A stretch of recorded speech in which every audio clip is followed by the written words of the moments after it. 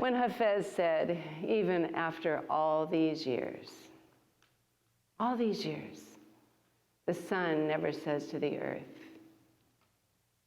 you owe me. And you too, you owe me. Imagine what a love like that can do.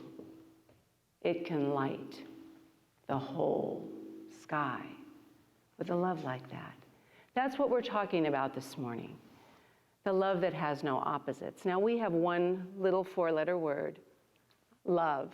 One four-letter word, love, that's supposed to hold all of these things. Now the Greeks had it a little better with three words, with eros, meaning romantic love, which is wonderful, but it's fickle, and it hurts sometimes. And then we have the philia love, which is affectionate. It's love of family and love of friends, which is wonderful. But he was talking about Martin Luther King, Hafez, Ernest Holmes. They were talking about the agape love, the love that is selfless, the love that is creative, the love that wants goodwill for everything and everyone, always and eternally. That's the love, the everlasting love that we strive for. But this love, this agape love, all love really, but the agape love that we're working for, when you said the path is everywhere, Susan, that's our theme this month. That path is leading us to God, of course, to the oneness, the wholeness, the perfection of God. But we would know that God, this energy, this creative, intelligent, infinite, eternal energy that we call God is all there is. We each are a piece of that because we come from that. We're created from that. And if God is all there is, and God is love, love is all there is. But it's like everything else, it's evolutionary, and we have to get from that place. I don't know about you, but sometimes it's just easier to hang on to being angry and being right. Do you agree? It's sometimes just a little easier than the work you have to do to get to the other side with forgiveness and all that stuff. But that's the journey we're going on. You know, this week, I'm thinking about love has no opposites, but of course, I'm holding on to something that wasn't love. Somebody just ticked me off. And I held on to that. And then on Thursday morning at 6:30, I'm never on the road that early anymore, but I was going to a dentist appointment because, workers are out and all that at 7 o'clock, and I'm driving and I still had this upset in me. And I look at the sky. I don't know if any of you saw the sky this week. The magnificence. And I was, oh my God, it's so beautiful how precious life is. And it broke me open, and I thought, what in the world am I holding on to some little irritation when life is so precious and beauty is everywhere if we look for it and find it? I was lucky enough. Well, I'll tell you about this guy in a minute, and I've got his biography here because I probably will forget. But Leo Buscaglia, Dr. Love, amazing man. He's an American author, motivational speaker, and was on the faculty at the University of Southern California. I was blessed to be in one of his classes. It was a sociology class, but it was all about love.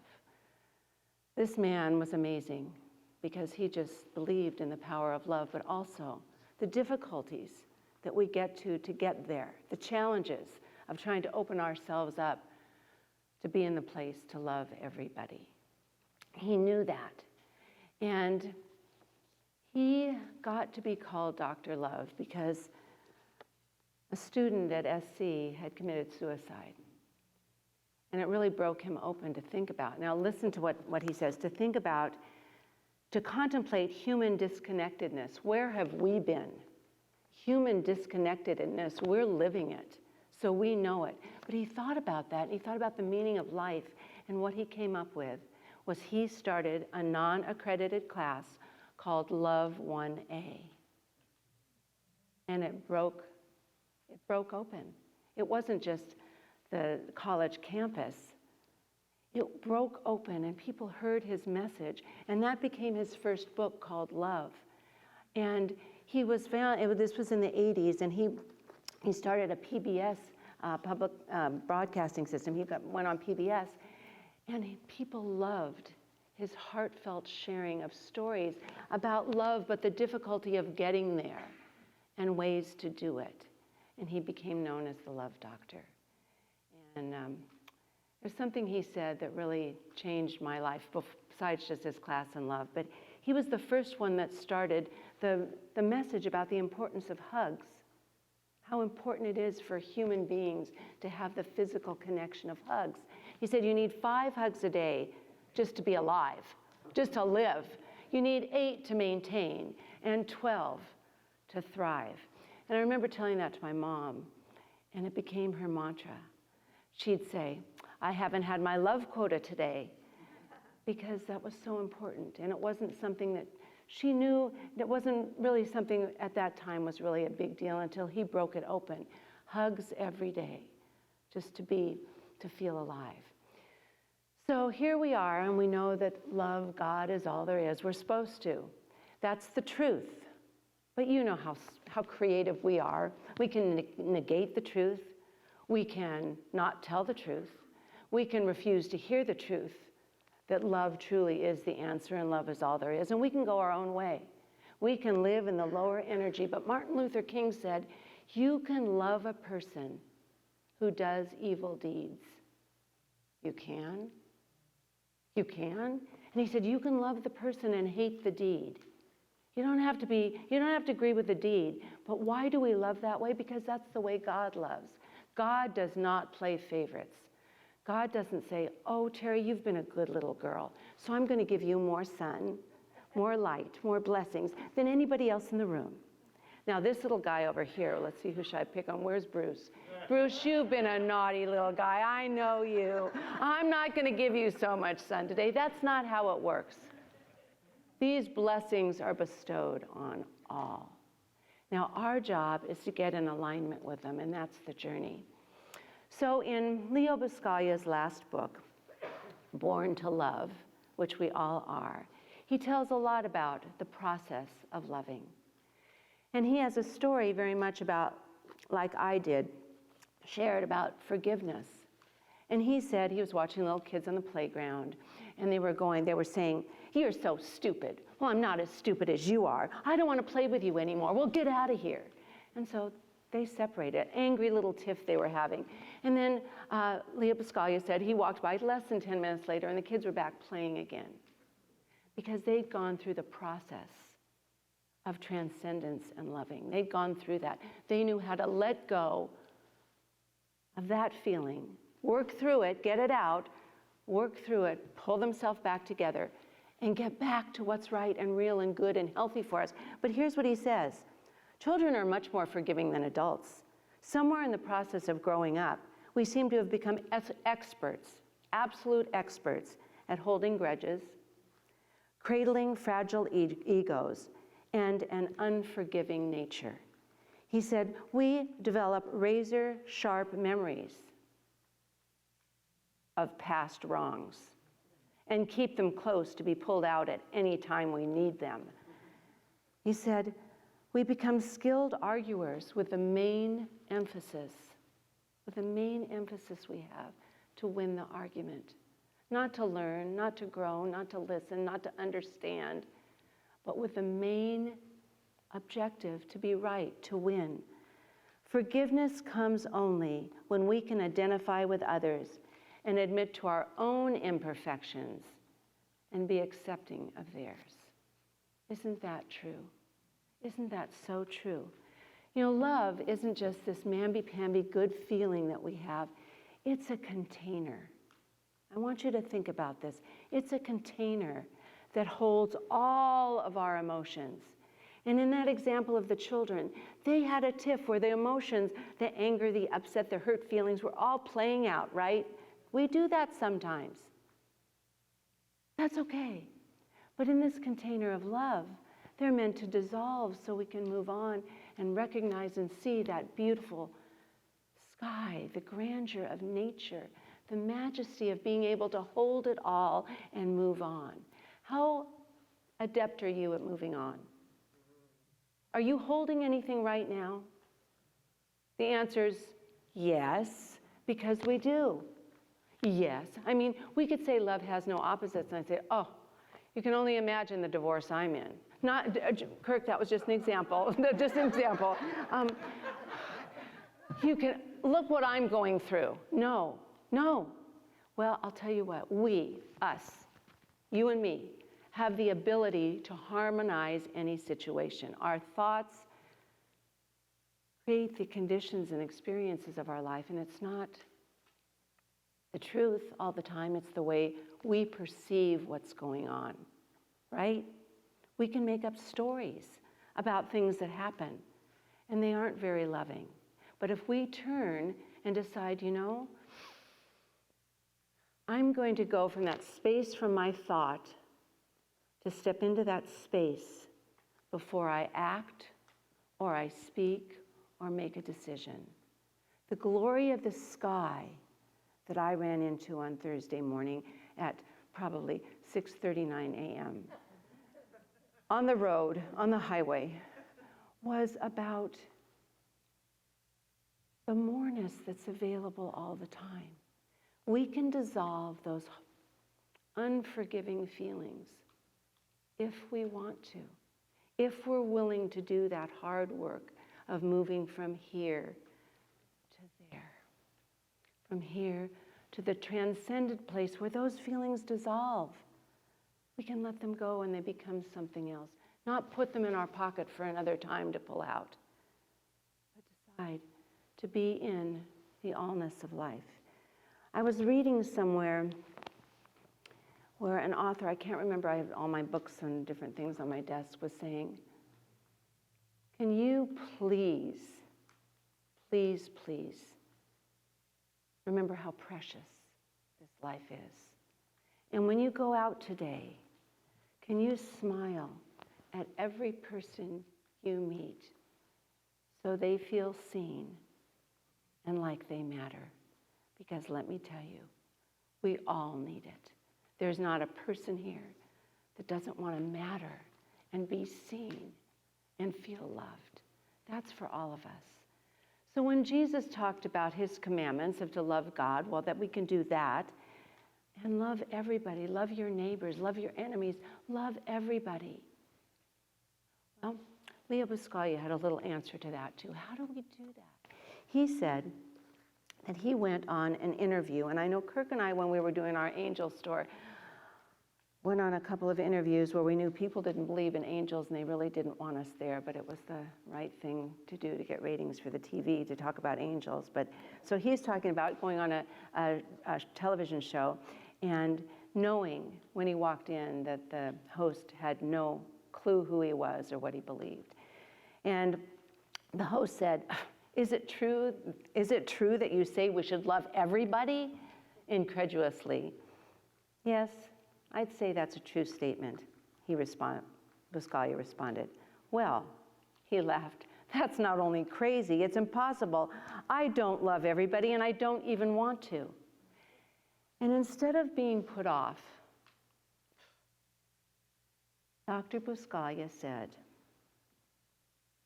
that's your privilege. But whom will you exclude? And for what reason?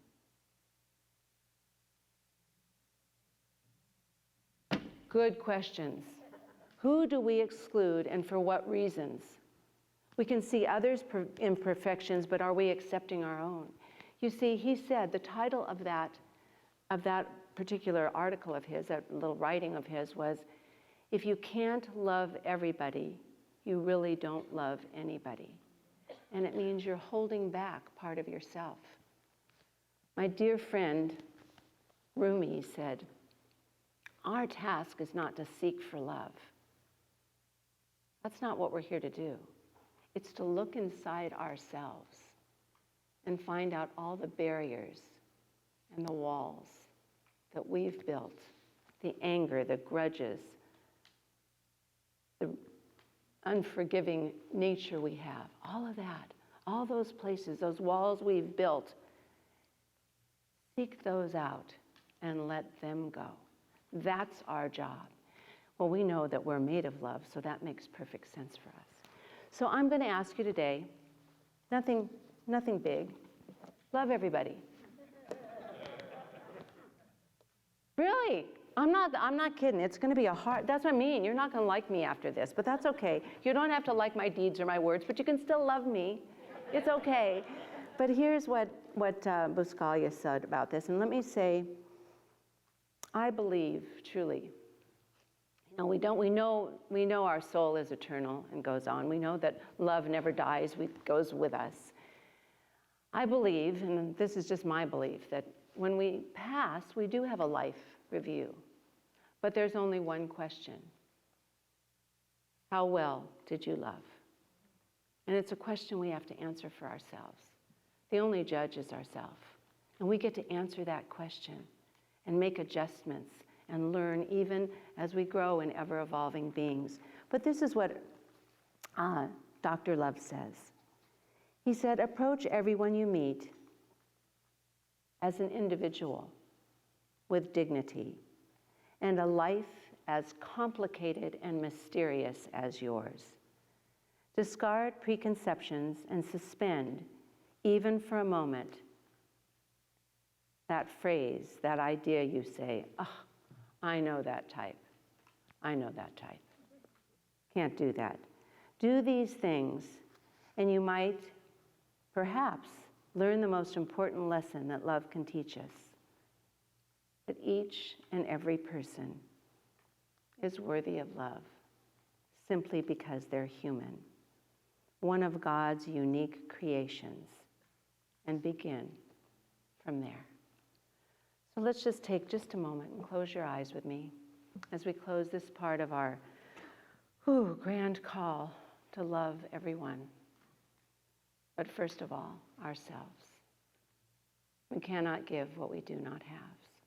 So let's just take this moment and feel the power and presence right in this moment, because love is only here in this moment as we move forward. It's not the past or the future. It's right here, right now. And feel the power and presence and infinite goodness and creativity of God's love in creating us as a unique and special individual with all the capabilities and powers to give, to share, to be, to know goodness, to be a light, to accept our darkness and know that we're filled with all kinds of emotions and feelings, but deep down inside, the essence from which we are created and from which we are being called to live is that power and essence of light, which is love, which is goodness, which is creativity, which is understanding that is in us right now. Knowing in this moment we throw the windows, the doors of our heart open. In fact, we realize there are no windows and there are no doors except the ones that we've erected, and we take them down so that we are open to receive the infinite light of God's love and goodness. And we are here to share that same love, that same light, that same creativity and understanding, and knowing that right where we are in this moment is right where we need to be. This is the moment that we are here to share, to give, and be all that we can be. So here in this prayer, in this moment, I invite you just now to step into your better self. Let go of any of that judgment, that anger, that lack of forgiveness, the resentments, anything you're holding on to, and free yourself. Just free yourself to be in the energy right now of your best and better self that you can leave today. And when you smile at the people you meet and see the best in them, know that that comes from the best in you. I see it, I know it. I bless each of you for being here and understanding as I bless all of us together in this beautiful evolutionary process of this thing we call life. As we take a nice deep breath and let this go, let the past go, open the doors to this moment, we say, thank you, God. And together we seal this by saying, and so it is. Know that I love you all. I feel your love, and together we make this world an even more beautiful place.